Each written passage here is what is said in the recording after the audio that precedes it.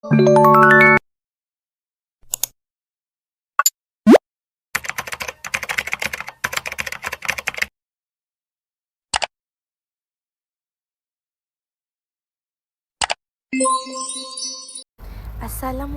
dan salam sejahtera. Saya Shima Sofia binti Abdul Razak. Saya akan membentangkan tugasan 2 persembahan bagi subjek SJHK 3193 iaitu Persejarahan Malaysia. Persoalan saya, bagaimanakah naratif kolonial serta sentrik Malaysia dan sentrik Eropah ni membentuk pandangan kita terhadap Malaysia pada hari ini? Ayo kita saksikan. Baiklah, antara isi kandungan yang kita akan lihat pada hari ini ialah kita akan lihat pengenalan, kita akan lihat juga konsep persejarahan barat dan konsep sentrik Malaysia dan Eropah. Kita akan lihat juga corak penulisan tokoh penulis dari barat dan tempatan, dan kita tengok kaedah-kaedahnya serta pengembangan dan implikasi. Dan hari ini kita akan rumuskan persoalan kita pada hari ini. Baiklah, kita lihat dahulu pengenalan. Pandangan sejarah Malaysia seringkali dipengaruhi oleh 2 pendekatan utama, iaitu sentrik Malaysia dan juga sentrik Eropah. Sentrik Malaysia ni dia lebih tekankan perseptif tempatan, di mana sejarah ni dapat dilihat melalui kacamata masyarakat, iaitu masyarakat boleh lihat sendiri dengan penekanan kepada sumbangan pemimpin tempatan dalam membina negara. Sebaliknya, sentrik Eropah ni dia melihat Eropah sebagai pusat perubahan dan meletakkan penjajah, terutamanya British, sebagai ejen utama kemajuan dan pembangunan di Malaysia. Kalau sentrik Malaysia tadi, kita lebih menekankan sumbangan pemimpin tempatan sendiri sebagai ejen utama. Tapi kalau sentrik Eropah, dia menekankan penjajah tu sebagai ejen utama dalam kemajuan di Malaysia.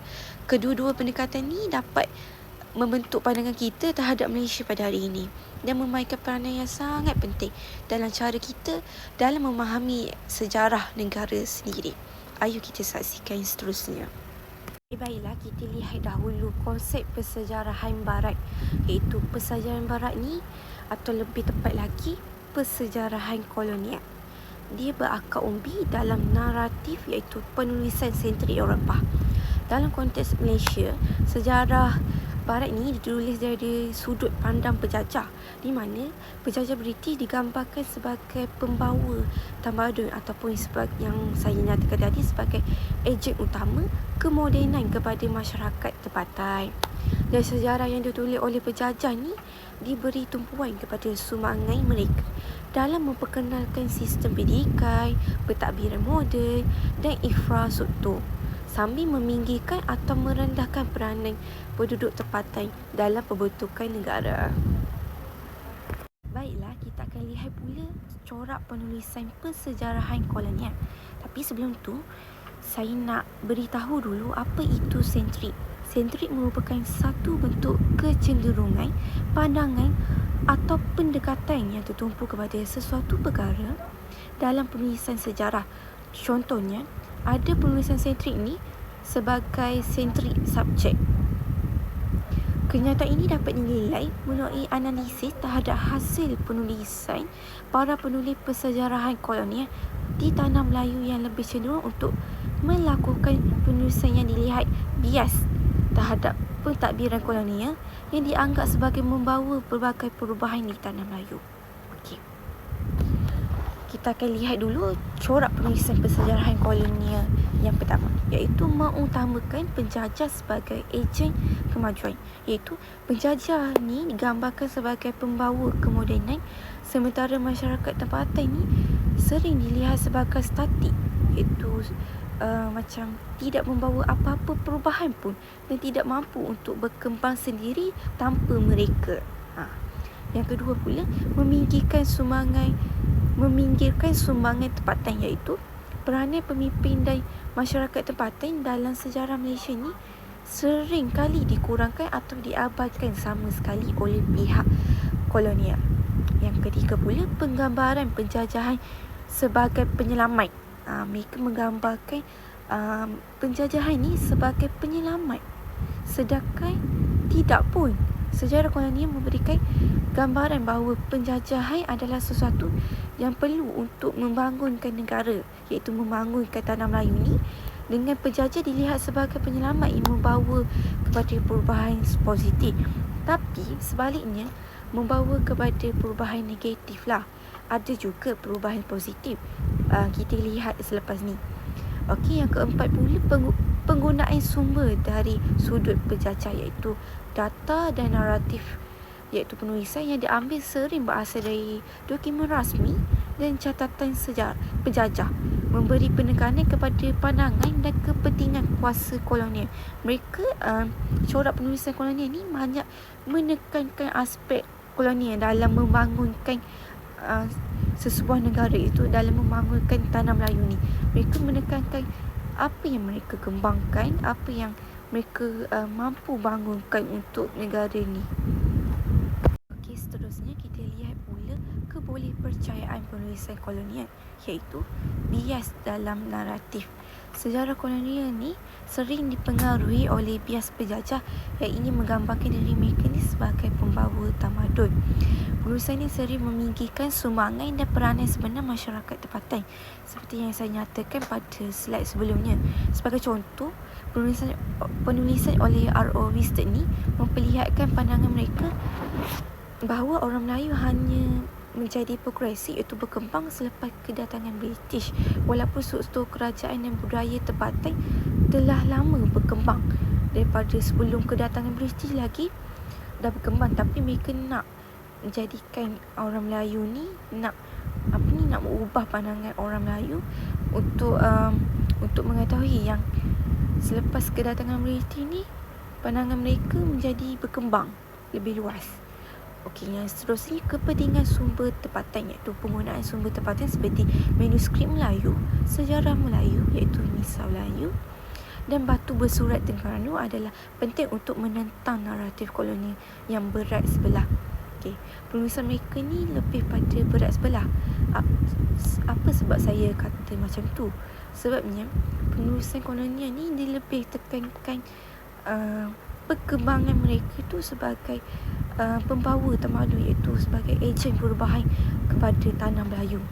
Okey, Syekh Muhammad Naqi Al-Atas adalah antara tokoh yang menggunakan sumber ni untuk memberikan pandangan yang lebih tepat mengenai sejarah Malaysia. Okay, baiklah, seterusnya kita lihat pula tokoh penulis barat. Tokoh penulis barat ni saya ambil dua je, R.O. Wisted dengan R.J. Wilkinson. Kita lihat dulu R.O. Wisted. R.O. Wisted ni merupakan seorang sejarawan dan pegawai kolonial British yang banyak menulis tentang sejarah dan budaya Melayu. Wisted ni dikenali kerana dia menulis dari perspektif kolonial, di mana beliau sering menekankan peranan British dalam membawa kemajuan kepada tanah Melayu. Karyanya seperti History of Malaya melihat penjajahan sebagai proses yang tidak dapat dielakkan untuk memperkenalkan sistem pentadbiran moden. Walaupun Wisted ni mendalami sejarah Melayu, pandangannya tetap meletakkan penjajah sebagai faktor utama pembangunan Malaysia, iaitu dia tetap meletakkan penjajah tu sebagai faktor utama membawa perubahan kepada tanah Melayu. R.J. Wilkinson. Siapa R.J. Wilkinson ni?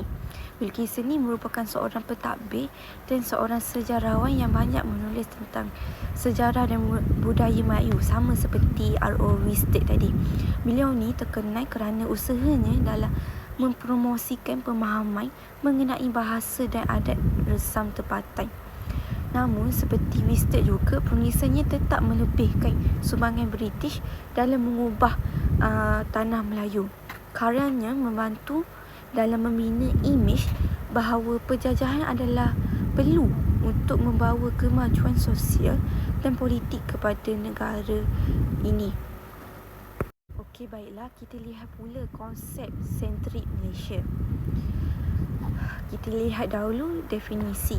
Sentrik Malaysia ni bermaksud pendekatan sejarah yang berpusatkan pengalaman, pandangan dan identiti masyarakat Malaysia sendiri.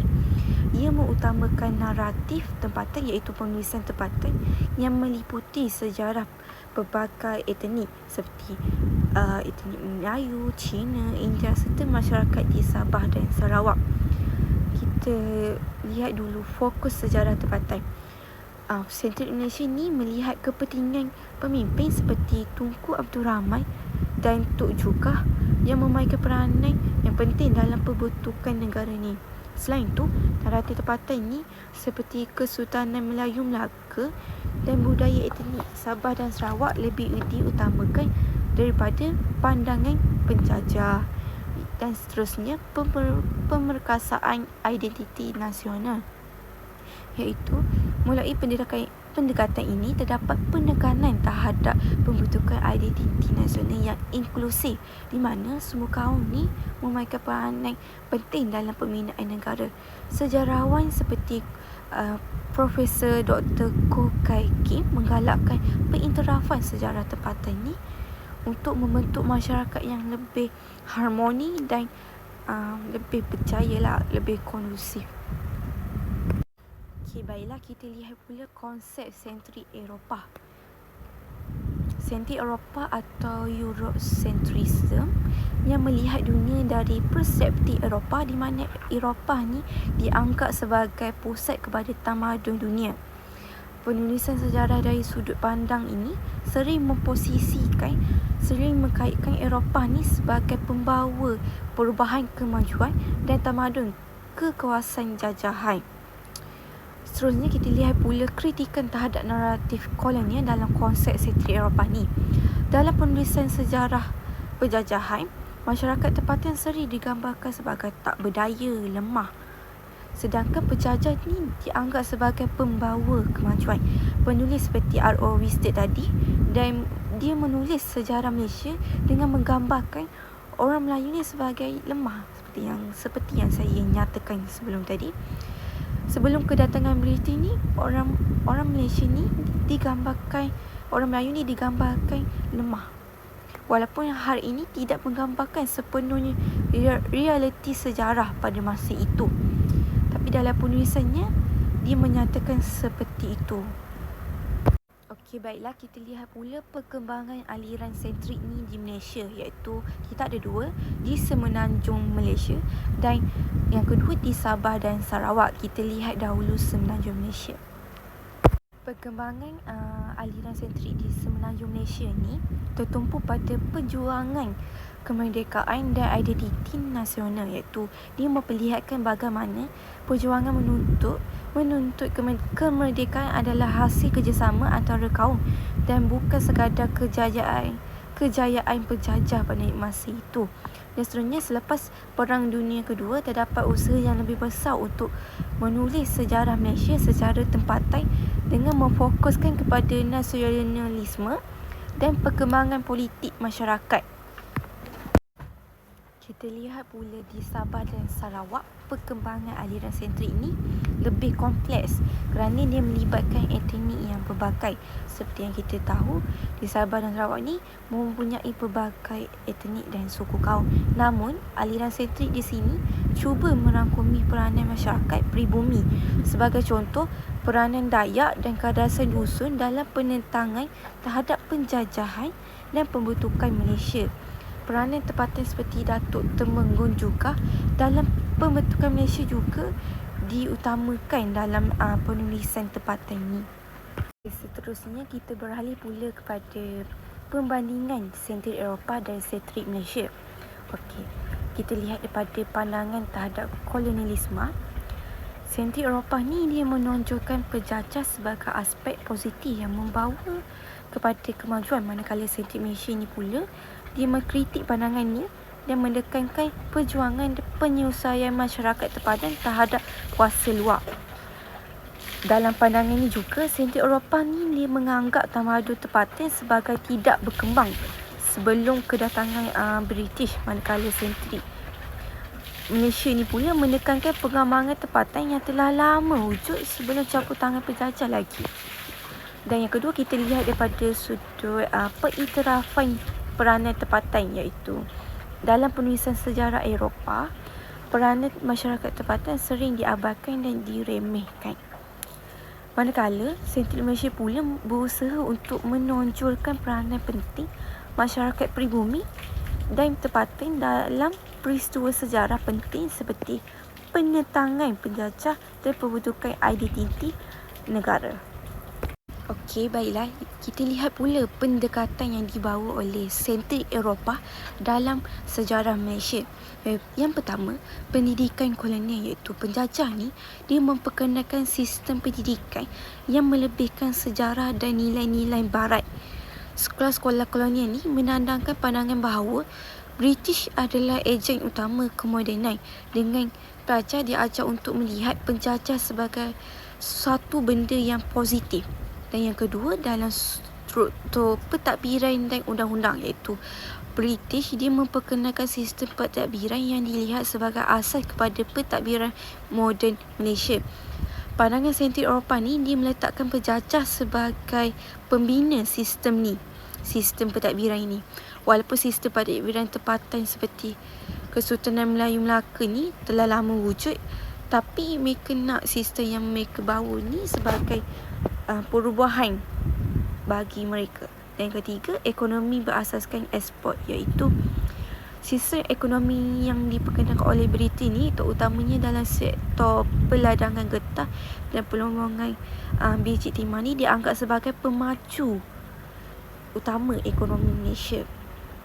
Pendekatan ni sering mengabaikan hakikat sebenar bahawa ekonomi tersebut direka untuk kepentingan mereka sendiri dan bukan untuk faedah masyarakat tempatan pun. Mereka buat ni untuk kepentingan mereka sendiri, untuk mendapatkan sumber kekayaan hasil bumi. Sebagai rumusnya daripada pendekatan sentrik Eropah ni, pandangan mereka ni meletakkan penjajah Eropah terutamanya British sebagai ejen utama kemajuan di tanah Melayu. Dan dalam pendekatan ni juga, penjajahan ini dianggap sebagai satu proses yang membawa kepada perkembangan, iaitu pembangunan dan kemodenan kepada Malaysia. Peranan masyarakat tempatan ini sering dipandang rendah dan tidak diberikan perhatian yang setimpal, dengan penjajah dilihat sebagai penyelamat. Baiklah, kita lihat pula pendekatan sentrik Malaysia, iaitu melihat sejarah dari sudut pandang tempatan. Sentrik Malaysia ni dia lebih tekankan peranan rakyat Malaysia sendiri dalam membentuk negara, tak seperti sentrik Eropah tadi yang menekankan penjajah tu sebagai ejen perubahan. Okey, di dalam sentrik Malaysia ni, pendekatan ini memberikan penghargaan kepada usaha pemimpin dan masyarakat tempatan dalam memperjuangkan kemerdekaan dan membangunkan negara selepas penjajahan. Sebagai contoh, tokoh seperti Tunku Abdul Rahman dan perjuangannya untuk kemerdekaan dilihat sebagai simbol utama dalam perjuangan rakyat tempatan. Baiklah, saya mengambil dua tokoh penulis tempatan dalam menulis sentrik Malaysia ni. Saya ambil Muhammad Yusof dan Profesor Dr. Koh Kai Kim. Kita lihat dulu Muhammad Yusof Hashim. Okey. Muhammad Yusof Hashim ni merupakan seorang sejarawan Malaysia yang menekankan sejarah Malaysia dari pandangan tempatan. Beliau mengkritik naratif kolonial yang melebihkan peranan penjajah berbanding peranan tempatan. Beliau menuntut agar sejarah Malaysia ni ditulis semula dengan penekanan kepada sumbangan dan perjuangan masyarakat tempatan pada masa itu. Beliau turut menegaskan bahawa sejarah Malaysia ni perlu dilihat sebagai hasil usaha rakyat Malaysia sendiri, bukan sebagai akibat daripada campur tangan penjajah. Baiklah, kita kenal pula tokoh penulis tempatan yang kedua, iaitu Profesor Dr. Koh Kai Kim, yang merupakan sejarawan terkemuka Malaysia yang mengutamakan pendekatan sentrik Malaysia dalam penulisannya. Profesor ni dia menulis secara mendalam mengenai sejarah politik dan sosial Malaysia. Beliau memberikan penekanan kepada peranan pemimpin tempatan dalam membina atau membentuk negara.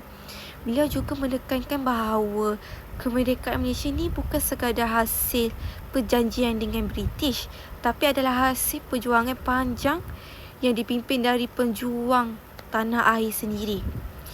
Pendekatan ni dia bertujuan untuk mengangkat semula sejarah tempatan dan memberikan penghargaan yang sewajarnya kepada tokoh-tokoh tempatan.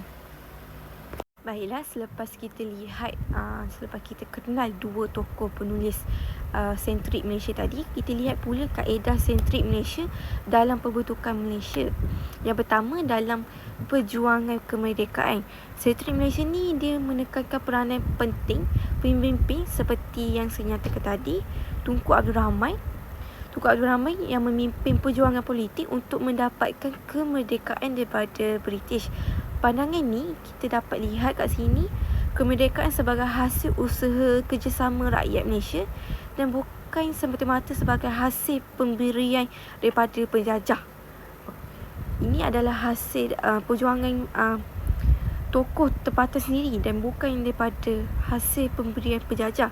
Penjajah tidak memberi apa-apa pun, tapi mereka cuba untuk membawa perubahan kepada tanah Melayu. Yang kedua, kita lihat pula pemulihan identiti nasional, iaitu pendekatan ini memberikan tumpuan kepada usaha untuk pulihkan identiti dan budaya tempatan yang telah sekian lama dipinggirkan oleh penjajah. Selepas kemerdekaan, terdapat usaha yang besar untuk memulihkan bahasa, adat resam dan budaya tempatan yang telah terjejas oleh penjajahan. Sentrik Malaysia ni dia melihat budaya dan sejarah tempatan sebagai teras utama kepada pembentukan negara moden, iaitu dalam pembentukan negara pada masa ini. Okey, yang seterusnya, pembangunan ekonomi berasaskan keperluan tempatan, di mana selepas merdeka ni Malaysia mula membina ekonomi yang berasaskan keperluan tempatan dengan fokus utamanya pembangunan luar bandar dan meningkatkan taraf hidup rakyat. Pendekatan ini dia menekankan peranan kerajaan tempatan dalam merancang dan melaksanakan dasar ekonomi, iaitu dasar yang kita boleh lihat sekarang, iaitu dasar ekonomi baharu, iaitu DEB. Dan hal ini berbeza dengan ekonomi kolonial yang lebih berorientasikan, iaitu yang lebih berlandaskan kepentingan penjajah, iaitu kepentingan mereka sendiri. Kita lihat pula implikasi, iaitu kesan penggunaan sentrik Malaysia ni.